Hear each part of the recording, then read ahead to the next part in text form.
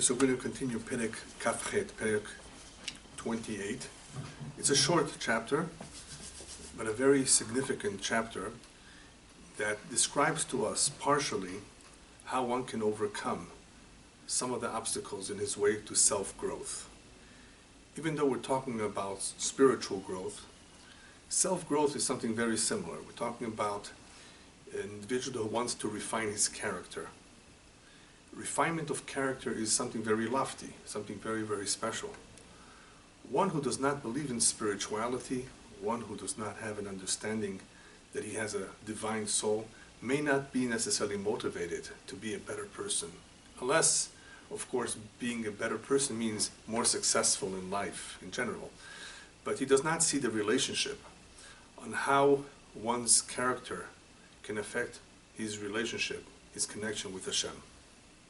One who's sensitive to this, one who's therefore focused on this as an important part of his life, needs to know what to do. To figure things out on our own is very difficult. We're talking about spirituality. We need extra tools and information to guide us in this area that is not being publicized on TV and not so much on the internet. Even though a little bit on the internet, there are some good lectures that present a lot of helpful advice, but the internet is full of junk, of stuff that is really misleading and can be very detrimental. So the Sefer Tanya is beautiful, beautiful guide, a holy book that is intended to help every human being really, but especially the Jew because of his unique mission, to be able to form a strong relationship with Hashem by self-growth, by hopefully refining his character and ultimately controlling his nefesh habehemi, his animal spirit. Because in the end it's the animal spirit that desires worldly things, physical things, which interferes with that which is spiritual in nature. They're not compatible. So in the last chapter he talked about one of those obstacles that gets in the way, and that is sadness. But it's a sadness that comes as a result of sin. One thinking, pondering about what he has done wrong. And he told us that in some ways it is good that he thinks about these things from time to time, because as a result of having this type of sadness, as a result of having certain thoughts, he's given the chance to drive them away. That's this challenge. And by driving them away, he is fulfilling a mitzvah. Lo taturu achrei levavchem. Do not go after what your heart desires. And if he does drive it away, even though it's momentarily, he actually breaks the spirit of the sitra hara, of the impure forces. I mean, he doesn't eliminate them, but he breaks them, he weakens them. He has momentarily defeated them, and that defeat is a major achievement. And the more we do it, the better we will get at it, and hopefully we will accomplish what we need to accomplish. One thing is clear.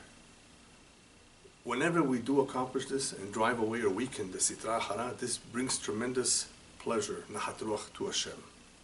It's hard for us to understand how this pleases Hashem, but that's the way he created the world, where certain things please him, certain things don't please him, and human beings are endowed with free will and have this ability to bring him pleasure, to make him proud of us, or not, chas v'shalom, to rebel against him. The sadness that was discussed previously is more about a symptom that arrives during one's job. One is involved in a particular job, one is doing his work, making a living, and he is being beset, attacked, bothered by something that is causing him to be sad. So we said, listen, be happy that this is coming to you, because you have this opportunity to challenge it, to drive it away. So even though it's not good in itself, there's some benefit to it. And the benefit is, here is your challenge. And you can drive it away, you get a big mitzvah for it. However, we cannot approach the sadness in the same way if it is a sadness that disturbs us in the middle of our prayer or our learning. When one is involved in something spiritual in nature, like learning Torah, praying to Hashem, and then he's having all these strange thoughts that he should not have, feeling the way he's feeling, negative, that's no good. At that point, there's no reason to be happy. Right now, what he needs to do is to just simply drive it away, distract himself from that. Not let those thoughts, negative thoughts, whatever they may be, to sink in for too long.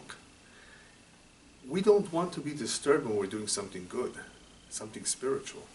It happens at work, it's a completely different idea. We need to realize what the benefit of it is, even though it's disturbing us at work. Now we're talking about a disturbance at a very critical moment. A moment when a Jew connects to Hashem through Torah and through prayer. Now what? What can we do? How do we deal with it? This is not a time to be happy. If anything, we want to get rid of it. We want to eliminate this thought as fast as possible. This chapter, Kafchet, chapter 28, deals with this particular question. How do you resolve this situation? How do you eliminate those thoughts that are attacking one during the Torah study or during the prayer? So number one thing that we need to know is that even though it could happen, and it does happen, that one may have all of a sudden certain thoughts that are wrong to have. At all time wrong to have, but especially during the prayer. Thoughts about certain prohibited desires, or any strange thoughts that are not good. And these, of course, are interfering with his kavanah, with the proper focus that he should have in the learning and in the prayer. The first thing to do, and the easiest thing to do, is to just ignore them. Now, when I say ignore, you may think, well, isn't that obvious? Isn't that the obvious thing to do, is to ignore? Not so obvious at all.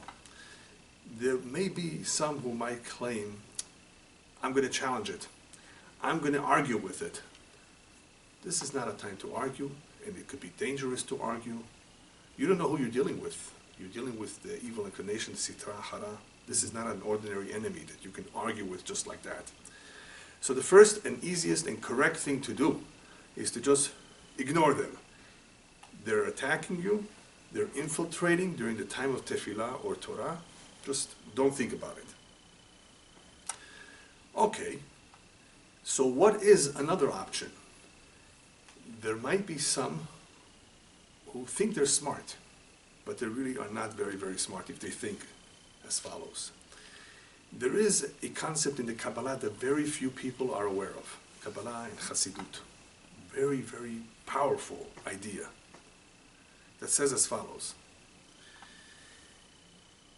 That if one has an attraction, a desire to something that is prohibited, he should know that this desire stems from, originates from the nefesh habehemi, from the physical animal soul. So let's take, for example, love. The midah of love, the value, the attribute, the quality of love that can be permissible or prohibited is something powerful. Okay? This midah, if it's not channeled properly, can awaken ni'uf, lust, which is prohibited if it's for the wrong things, obviously. Where is it coming from? It's coming from ahava. It's coming from love. Love has the ability to awaken lust. In other words, there's positive love, there's negative love. It's all coming from ahava, which is a midah, a tchutnat nefesh, a certain quality that is also embedded in the animal soul. Pahad, fear, can lead to sin'ah, to a hatred. Somehow, that's the mechanics of how these midot work, that from one you come to the other.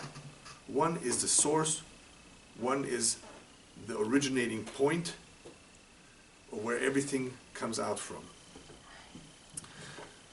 So based on this fact, that there are certain midot in the nefesh, behemi, in the animal soul, that bring forth all kinds of ideas and desires that are wrong, it is brought down in the name of the Baal Shem Tov that whenever this type of a thought, a wrong thought, arises, that initially one should begin to investigate where it came from.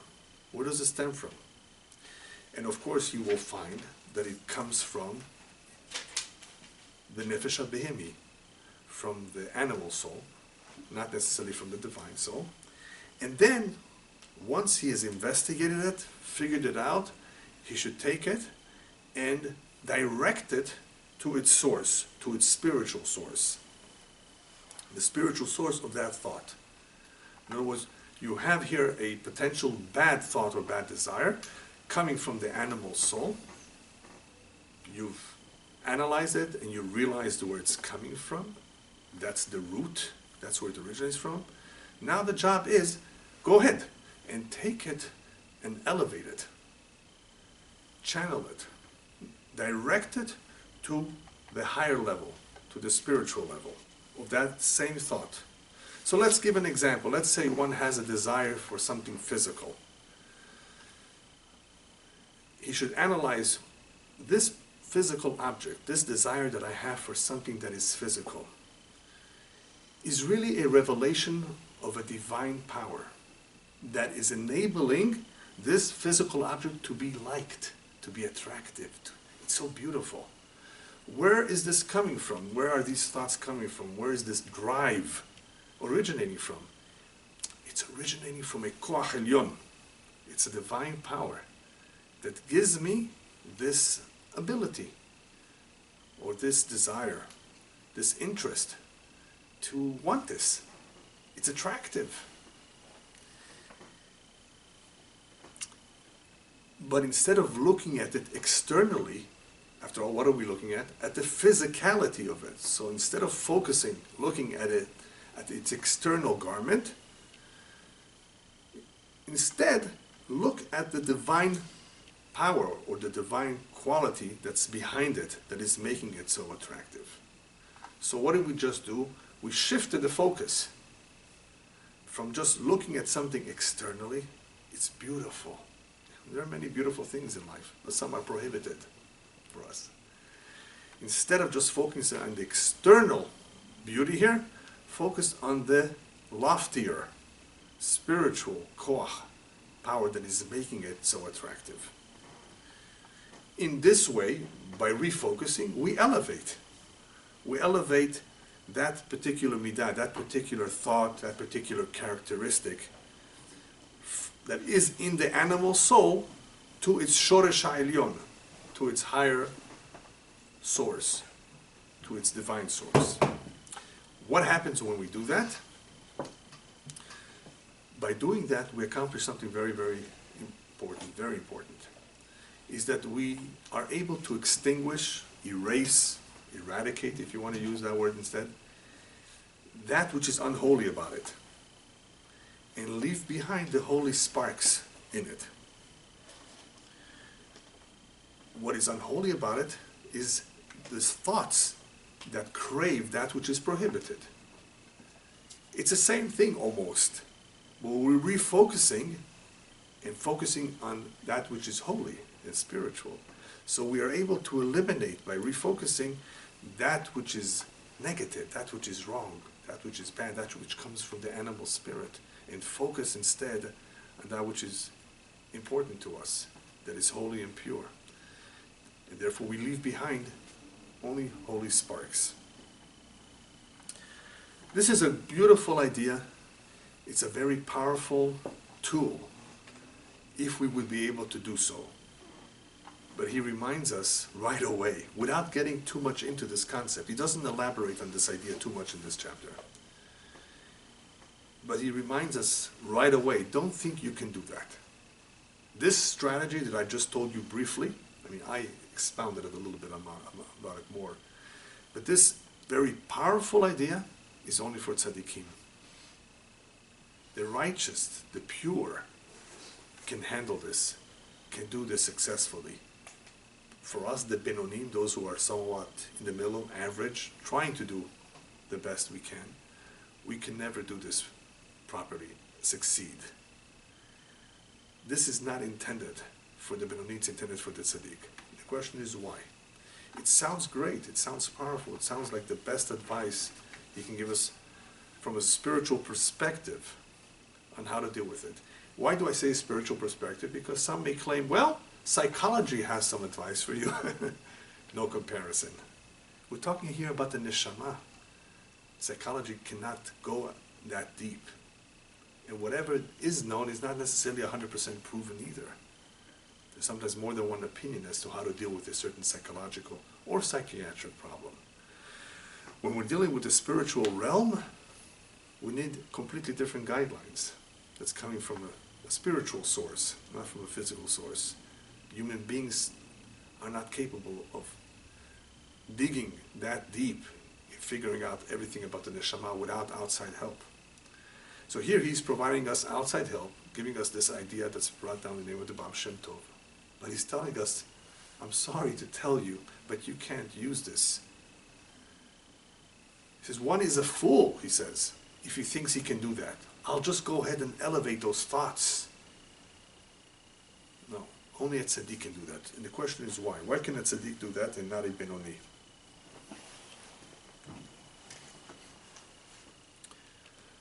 Tzaddikim don't have strange thoughts, bad thoughts on their own. A real tzaddik, when we're talking about a tzaddik in this book, we're talking about not just a righteous individual, we're talking about a tzaddik who has conquered his evil inclination. He's the boss, he's in control. He has already transformed all the weaknesses that he has into positive forces. So he's not being distracted. He doesn't have to do constant battle anymore with evil inclination. Who can make that claim? Very few individuals in our generation. Yeah. So it says, a tzaddik who has no machshavot zarot of his own, who doesn't have any bad thoughts of his own, he can do that. He is able to do this ha'ala, elevating of certain machshavot zarot. But wait a minute, whose machshavot zarot, if he doesn't have them, are we talking about? He can do it, but he doesn't have any of his own. Right. He does not have any of his own, and the ones that he can elevate are the machshavot of other individuals. Wow, this is a big chidush. Other individuals, what does he have to do with other individuals? In the world of souls, the Kabbalah explains that there's something called souls, two souls or more, from the same shoresh haneshama, from the same root. Sometimes people like each other and they don't know why. It could either be because astrologically they're compatible. It could either be because they have the same first name. But the deeper connection between people does not come from neither of these. It comes from the fact that the same neshamot are from the same root in the upper worlds. Like brothers who feel a certain closeness because of the same parents, these two neshamot feel so connected because they're from the same shoresh neshama. When two souls are from the same root, a lot can be done to help each other. There's a certain telepathy here, in a sense, but even without the telepathy, between the souls, where one can understand the other. But more important than that, where one can help the other as a result of being from the same root of the soul. So what happens is that when this average individual has in his brain thoughts that are not appropriate, the tzaddik, who's from the same shoresh neshama, who is in close proximity, in contact with him, can somehow, or will somehow, have implanted in him those thoughts that he's having, that this other individual is having. And he will therefore be able to elevate them through his work, the tzaddik's work. because we said that tzaddik can handle this, the tzaddik knows how to do it, but he doesn't have any wrong thoughts. Yes, it's not his thoughts that he's elevating. Because he has no bad thoughts of his own, to those who is connected through the root of the soul, he's able to help, he's able to elevate them. So that individual who's having these wrong thoughts, these thoughts that are not appropriate, needs help. Who is in the best position to help him? One who's from the same root of the soul as he is. Now it sounds a little bit strange to say that the bad thoughts of the other person will be planted in the head of the tzaddik. Because bad thoughts, they're totally inappropriate. They can do damage. So is it possible that Hashem would allow just bad thoughts to be transferred over? What does it really mean? So it is explained as follows. We're not really talking about the entire bad thought with all the feelings behind it. We're talking about the otiyot. Otiyot hamachshava. They are the letters of the thought. You know, it's like looking at the letters but not at the complete word. Not having the real thing. Just the letters.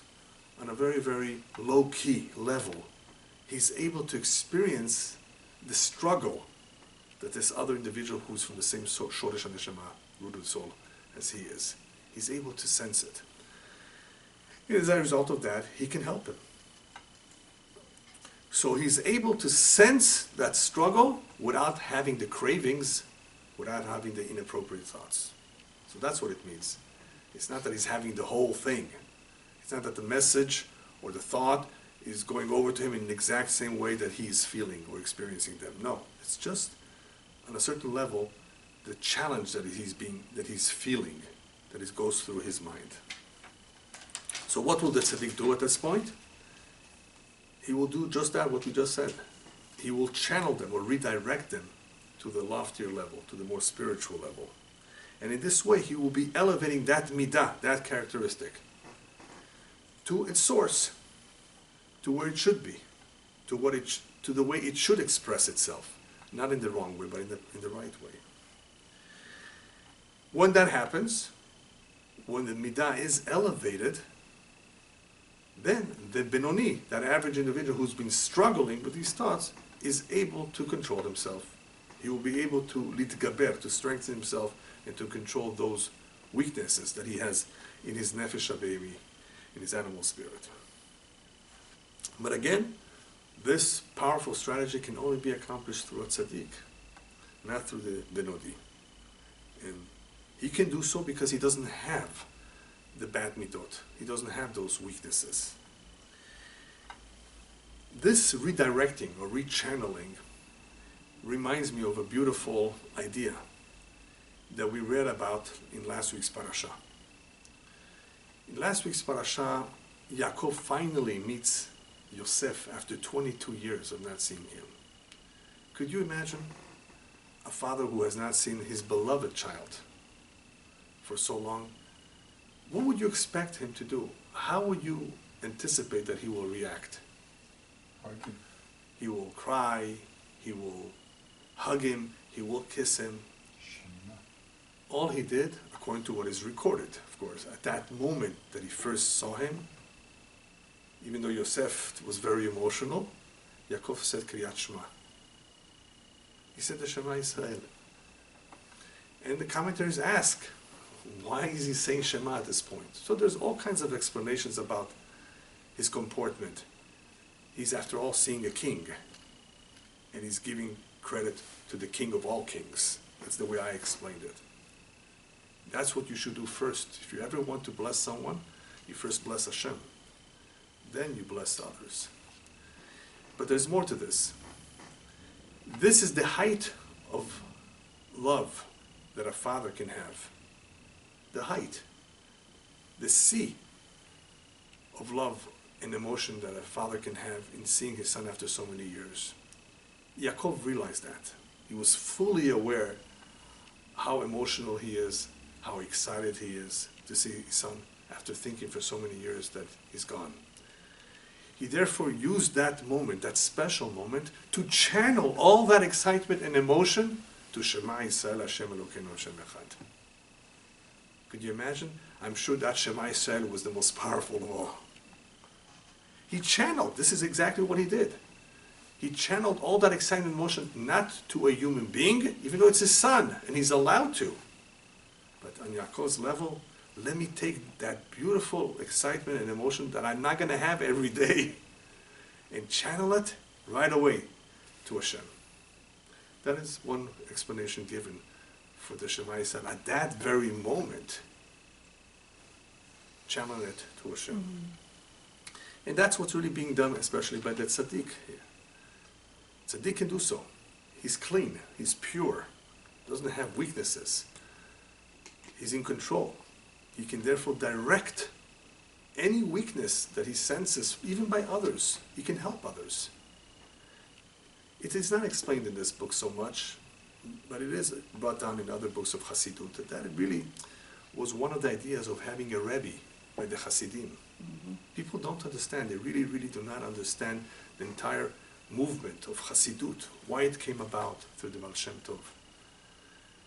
What the Rabbi accomplished for his Hasidim. It wasn't just about giving advice. It was about elevating their soul. It was a certain connection that was achieved by being together, the Hasidim and the Hasidim with the Rebbe. It was a beautiful thing. It is a shame that we don't have the exact same thing today as we had in the past. We still have it a little bit, but very, very, very, very far from what it was. The spiritual heights that they acquired through their service of Hashem by following their leader, the Rebbe, was incredible. They achieved tremendous heights, spiritual heights. And we don't see that today. It's a very, very weak generation, very materialistic generation, so spirituality is weakened as a result. So he says, don't think that all this work can be done by an average individual. A tzaddik can do it. A pure tzaddik has the ability to elevate even the weaknesses of others. How? There's something called Shoresh HaNeshama. Shoresh HaNeshama means that he's able to help him because they are from the same root of the soul. One, however, who has weaknesses, he's a Benoni, and he has those ideas that originate from the left ventricle of his heart, as it is explained in this book. You know, it was coming from the Nefesh HaBehemi in him. How will he succeed in elevating these thoughts to their source above, if down here below he's still connected to them? Right? You have to let go. If you're still connected to them down here below, you can't just elevate them. It's similar to what the rabbis tell us, Tovel v'sheretz be'ato. Imagine somebody wants to be clean and pure, goes to the mikveh, to the ritual bath, to immerse, to be clean. But as he's going down, he's holding a rat in his hand, an unclean animal. You won't become tahor, you won't become clean in the mikveh. You have to let go of that which is tameh. People like to repent, beautiful. But you just can't say, I'm sorry and I'm going to change. You have to let go. The Prophet says the wicked has to let go of his evil ways and then return to Hashem. You can't have the cake and eat it too, as they say in English. You have to let go of the improper thoughts completely, disconnect from them. Imagine a balloon. You know those balloons that carry people? So it doesn't just take off. It's filled with helium. And because it's filled with helium, it can take off at any second. How do they hold it down? It is attached to the ground with a lot of weight, anchored down so it doesn't just fly away. It has happened all of a sudden. It flew away before the time. When everybody's ready, they release it. Once it is released, it can climb. So long as it is connected to the ground, it won't go anywhere. So if an average individual has these improper thoughts coming from his animal spirit, bogging him down here below, how will he ever able to elevate them? It's not possible. Still, the focus is on the Benoni here in this book, not the Tzaddik. How do we help this Benoni, this average individual, get away from his sadness? How do we help him get away from the thoughts that disturb him during the time that he's praying or learning Torah? He feels very bad. He feels ashamed. It bothers him. It gets in the way. Well, first of all, he has to know that during the time of prayer and Torah, one has to be happy. So it is the wrong time to think and to focus on all those thoughts that he's having right now. You're supposed to be happy. So don't let yourself be sad. So if and ever the thoughts of sadness or inappropriate thoughts try to penetrate his mind during Torah or during the prayer, as we said earlier, drive them away. But it's not enough to just drive them away. He says, titametz, in other words, make extra efforts to have more kavanah than you've had till now. Increase your effort. You've got to do something to counter that, not just to ignore it. Obviously, you need to ignore it. You have to be happy now. But it's not enough, as he will explain. You have to really take action to counter those forces, ulitametz, and to make greater efforts to have more kavanah, more intent, better focus in the tefillah. One idea may be, if a person is used to praying by heart, is he should look inside the siddur. Read the words. Reading the words inside helps kavanah. A person may know the prayer by heart, but when you pray by heart, you may not have the same focus. Some people do have better focus because they're not distracted, because when their eyes are open, they can see things. People coming in, people coming out. It all depends on the individual, which one he knows himself, that works better for him.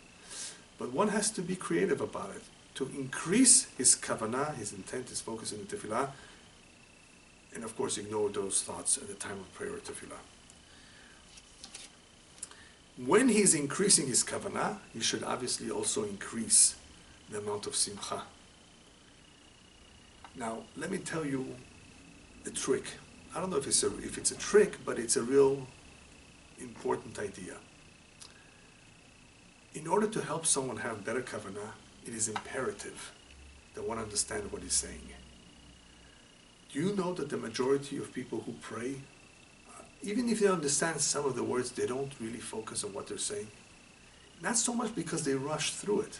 They simply don't take the time and the effort to understand what they're saying. Now, if somebody is sick in the family, Hashem Yishmor, God forbid, then it could be that when he comes to Refaenu in the Amidah, Hashem, please heal us. Help us recover completely from our illnesses. He may think about this, because unfortunately, someone very sick in the family. But let's say somebody's okay, he's doing fine, he has a job, he's married, children. You think he's going to have kavanah, the tefillah, as he should have? What is he thinking about when he says, Shema Kolenu, Hashem, listen to our voice. Listen to our prayer. Chus v'rachem alenu, have pity on us. He's just saying it as though this was something routine. And prayer is powerful, chaval. It's a shame that people don't take advantage of it. And as we've said before, it's not just to pray to Hashem. This does a lot for us. It inspires us, it motivates us, it reminds us of our ultimate tachlit purpose in life. So one has to find ways to increase that kavanah. It will make a big difference. And one of those ways, besides reading it from the inside, is to understand the words. And if you don't understand Lashon HaKodesh Hebrew, then get a translation. Beautiful words. I mean, just think of what David HaMelech is saying in Tehillim. Beautiful composition. And if one is sensitive enough, he could easily cry by some of the words that he reads. But it needs kavanah. Kavanah is the effort that one needs to apply to focus on what he's saying. So here, he has to focus with greater simcha. He has to be happier about what he's saying. But how is he going to be happier if he doesn't understand what he's saying? As he's strengthening his focus, he needs to remind himself, you know, that this bad thought that you just had, you know where it came from? It came from the klipa of the nefesh habehemah. It came from that impure shell in your animal soul. That's where it's coming from. It's not coming from Hashem. It's therefore wrong. You know where it's coming from. It's coming from that other source. And that other source within you is always doing battle with your nefesh eloki, with your divine soul. And what happens when they do battle? What happens? So he says, what happens when two people wrestle and do battle? He says it's the exact same thing. When one notices that the other side is winning him, he usually tries his best to do something more powerful, to exert extra pressure, extra force, to overtake him, to not let him defeat him, right? That's what usually happens amongst human beings who are wrestling and fighting. So the same thing here, he says, when the nefesh ha'eloki, when the spiritual aspect in us wants to pray, wants to do something so beautiful, pure, and special, do you think that nefesh ha'behemi and the sitra achara are just going to sit behind, quiet, and mind their own business? No. They don't want to lose. That's what they're created to be, a counterbalance. They're going to try, automatically. They're going to try with extra power to overcome that spiritual force that is awakened in the person who wants to pray properly, who's trying his best. So they're not going to give him an easy time. So that klipa, that shell, that impure shell, will attempt to do its best to defeat or to overcome or to weaken that individual who's trying to pray or study Torah. How? By introducing a machshava zara, by introducing into his mind some strange thought. I may have told you once, there was a rabbi. This is a rabbi, or a scholar, someone who was a learned person, that was praying. And after he finished praying, a big rabbi came over to him and said, Shalom Aleichem, Bruchim Abayim, welcome. You know, it's nice to see you. So this other individual told the rabbi, Rabbi, I've been here all along. I didn't come from anywhere. He says, no, you were in Hong Kong. He says, I was in Hong Kong? Yeah, during the time you were praying, your mind was in Hong Kong. You were thinking about your business. So this individual, who is a good person, got distracted. It happens to everyone. It could happen. It takes extra effort not to be distracted. And he told him, Baruch haba, welcome. In other words, this other rabbi had Ruach HaKodesh. He was divinely inspired. He can detect these things. He knew these things. He read the mind. I mean, most people cannot do that. So he knew that this individual, as good as he was not completely focused in the prayer. So therefore, how does the impure klipa do battle with the nefesh eloki? Through machshava zara, by introducing a strange thought that attempts to distract the person. So he goes on to say like this, do you know that this is actually a good sign? Remember we spoke about it in the previous chapter, that it's a good thing that we sometimes have challenges because that's our opportunity to defeat the sitra achara. That may be part of our mission in this world. But here he takes it from a different angle. He says, do you know the fact that you're having this improper thought during the time that you're praying or learning is a good sign. It means you must be doing something good. Otherwise, why should they attack you? You must be doing something right. People who are doing everything wrong, the Yetzer Hara leaves them.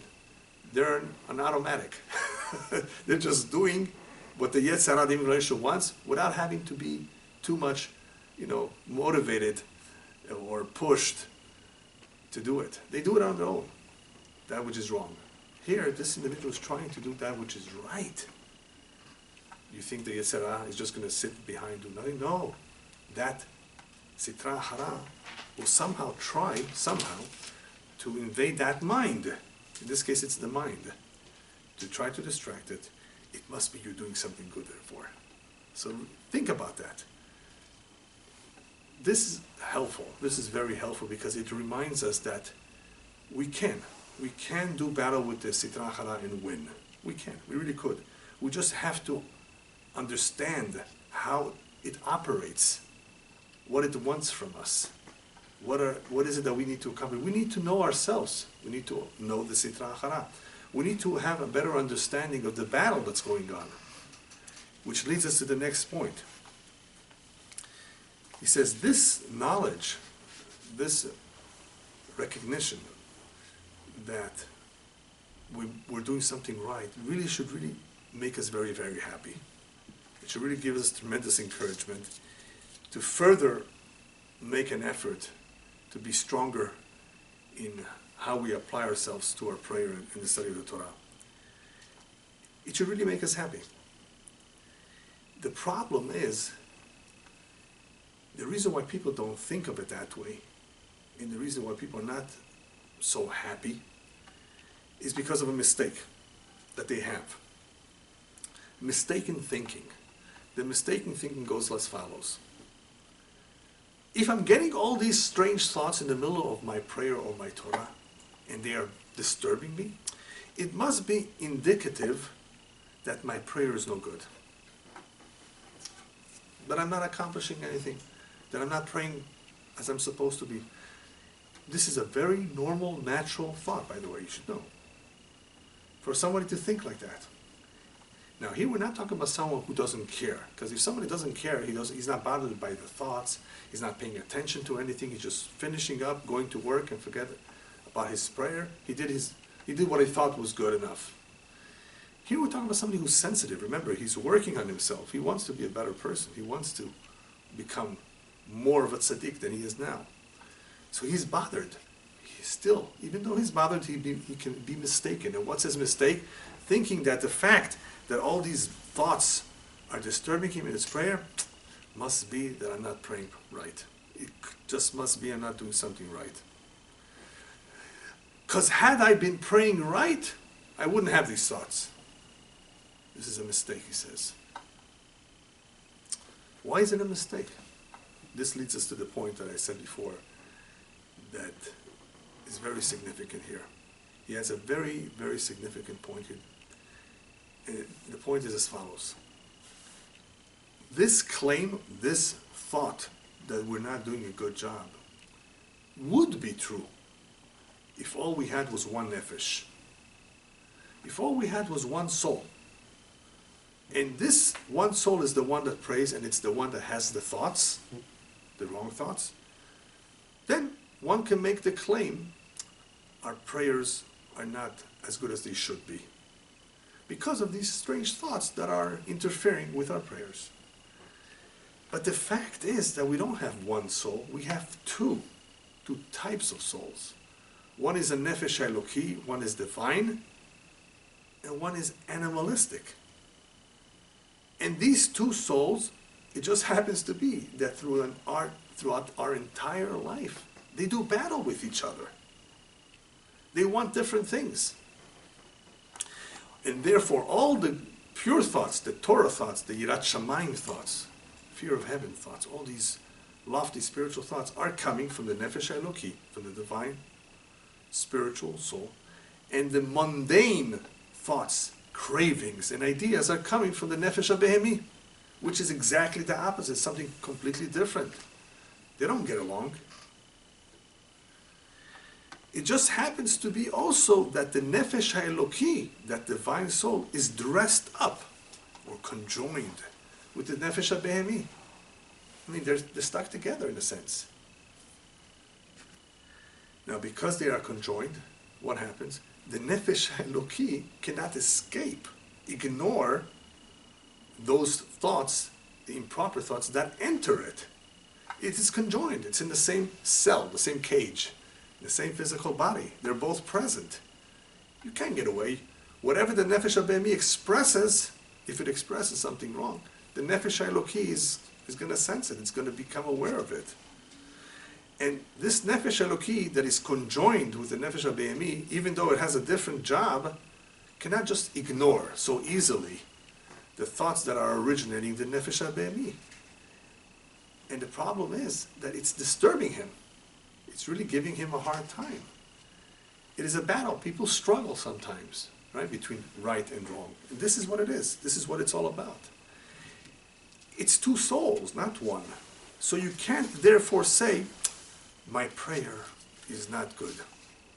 We know that. We know that the prayer is not perfect, but it's not your fault. Remember, you have here two types of nefashot. And it's because of their battle that you are experiencing those thoughts. That's all it is. This is one way to look at it is as follows. Imagine someone is praying.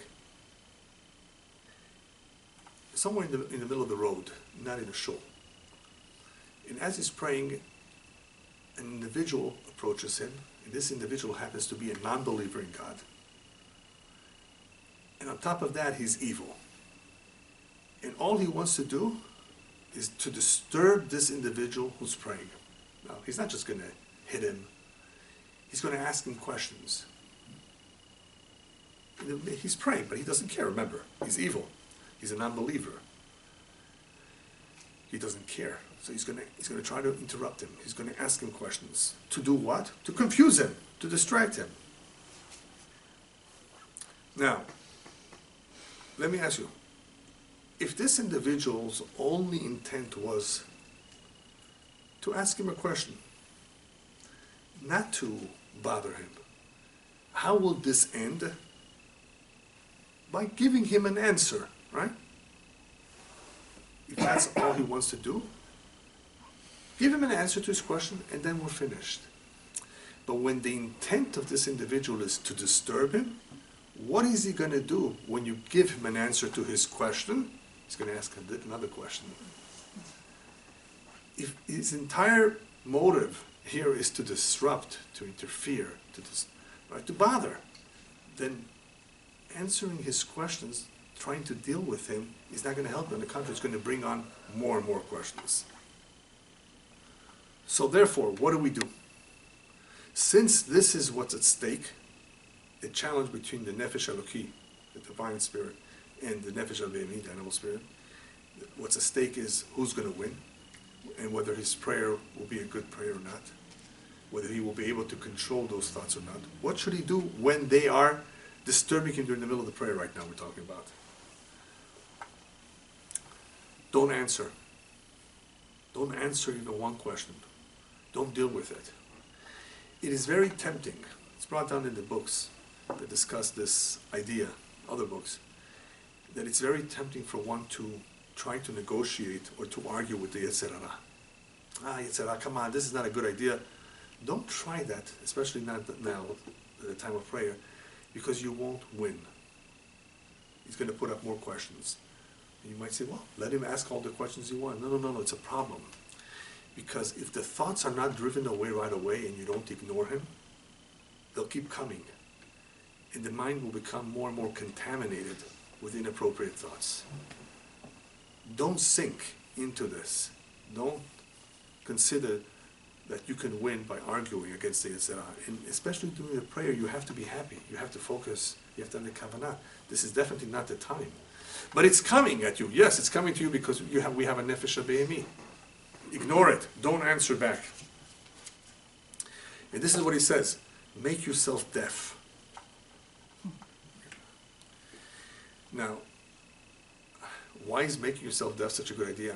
Shlomo HaMelech says in Mishlei, Al tan ksil kivalto, pen tishve lo gam ata. One verse says, don't answer a fool according to his folly. As we say in English, don't stoop to his level and argue back with him. Pen tishve lo gam ata, otherwise you'll be just like him. You look just like him. You'll make a fool out of yourself. Don't argue with a fool. Don't stoop to his level. Now, what's interesting about it, he doesn't mention this here in this book, at least not in this chapter. There is another verse that says exactly the opposite, pretty much right afterwards. Anek sil kivalto. Answer him according to his folly. Wait a minute, you just said I shouldn't. So the commentaries explain that other verse that says answering back is when there's a need to answer back. When is there a need to answer back? When he's giving the wrong idea. He's teaching people the wrong concept. You have to stop him. So when someone expresses something which is wrong, which is detrimental, which may have some influence on other people, you have to put a stop to it if you can. You show him that he's wrong. You put him in his place. Sometimes you have to do that. Otherwise, for the most part, the first verse is the appropriate way to deal with fools. Don't stoop to their level. Don't argue with them. You won't get anywhere. They're fools. They're clowns. They're not serious. Why bother? Not only that, you don't want to waste your time. You'll make a fool out of yourself by stooping to his level. So therefore, he says, apply this pasuk, this verse, this strategy over here in dealing with the evil inclination, the Yetzirah. Don't answer back. Because if you continue to delve into those thoughts that he's introducing, you're going to get dirty yourself. You're going to get more contaminated in your mind. You're going to have additional thoughts going through. Put a stop to it. Ignore them. Don't pay attention to them. Make believe you don't hear, he says, those thoughts. And he should remove them completely from his mind, and he should increase his kavanah. So we're doing two things here. We're removing those thoughts, not paying attention to them, and increasing or making greater efforts to have more focus in the prayer. Now this is not easy. He never said it's easy. But it can be done. That's the point. People don't realize, and he said that in the previous chapters when he mentioned to us the pasuk, Karov elecha davar. The word of Hashem is so close to you, it's accessible. Don't underestimate your power. Because the more we do something, even though it may be hard in the beginning, it becomes easier eventually. We gain control. It becomes second nature. Drive it away. Don't let it bother you. Don't think about it. Continue to focus. And increase the kavanah. Apply greater force to the kavanah. And now we've come to the last point of the chapter. Also, very significant point that is not very well understood by people. Not because it's deep. Simply people are not aware of it. You know, when we don't learn, we don't know. And this is really powerful. He doesn't say so, but I'm adding that for greater emphasis. This is very powerful stuff. What happens if somebody just cannot do it? He sees that he fails time after time in trying to overcome the Yetzirah. Now he's going to talk about just this one area of being sad or having all these thoughts invade his mind during the prayer, during the Torah. I'm going to extend this to other areas of life when people are really challenged by the evil inclination, in other areas with other kinds of thoughts, with other kinds of problems. But especially that which affects the mind we're talking about, that which enters the mind that is inappropriate. And he sees that no matter what he does, he can't. And he's having a hard time. What should we do? What he has said so far is to ignore. Increase the kavanah. Good. He's told us why. He's told us, basically, we're having here a battle between the two forces. Don't feel bad. You must be doing something right. All of this is helpful. Just don't answer back. Don't delve into it. Increase the koach, the force that you apply to your kavanah. If possible, read it from inside. Well, we're talking about now an individual who's tried everything. He's having a hard time. What should he do? Good question. Right? You may know people like that who really try. You know what? You can even apply this question to husband and wife. One of them is really having a hard time with the other. Usually it's both having a hard time with each other, but let's say one is having a very hard time with the other. He really wants, or she really wants to do everything that's right, but the other side is not cooperating. You can have this difficulty in many areas of life. What should you do? You tried everything. But here it's very sensitive because it's the mind. The mind contaminated by bad thoughts is really going to stop him on his track. He won't be able to grow. There's one thing left. And really it's one of the most powerful ones too. Pray to Hashem. Mm-hmm. Pray and beg to Hashem through your thoughts as well that He should have pity on you.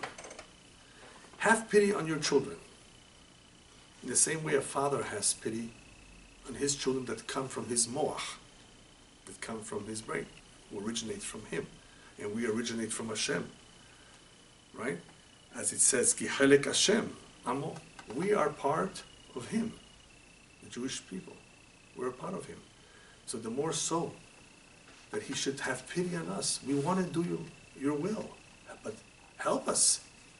And here comes the key word. And you know why you should help us? Not only because we're your children.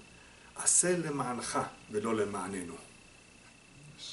Do it for your sake, not for us. Do it for your kavod, for your honor, not for us. Help us so that we can do your will. Do it for your sake. This emphasis on doing something for Hashem's sake is a key in making the prayer much more effective than it would be without that. When we do something for ourselves, when we want something for ourselves, all kinds of accusations get in the way. He doesn't deserve it. We don't want it for ourselves, Hashem. We want it for you. Leave me out of it. I just want to do your will. Powerful stuff. I'm letting you know, guaranteed, it could be very, very helpful. But one has to, of course, be sincere about it. And if he asks Hashem whether it's for a wife or a husband, he's single. Hashem, I want to get married because I want to build a home for you and have children. It's not because I want a companion. It's the same idea. It's a segula. This is a powerful segula. Segula is a metaphysical power of sorts that can help one achieve what he wants to achieve, that ordinarily he could not. So he's basically imploring to Hashem to help him in a very, very unusual way. It's unusual because we don't think about it that way. But we should. We don't want anything for ourselves. We want it for Hashem. But people don't think like that because they think they have their own needs. And they do. We want certain things because we have personal needs. One should know that if he's struggling very, very much, especially in the area of doing battle with the Yetzer Hara in some way, with a thought, with a certain act, with something which is wrong, beg Hashem that he should have mercy and say that Hashem, I want to do it for your sake. And by focusing properly that everything we do should be for the sake of Hashem, Bezat Hashem, Hashem will answer our prayers. Amen.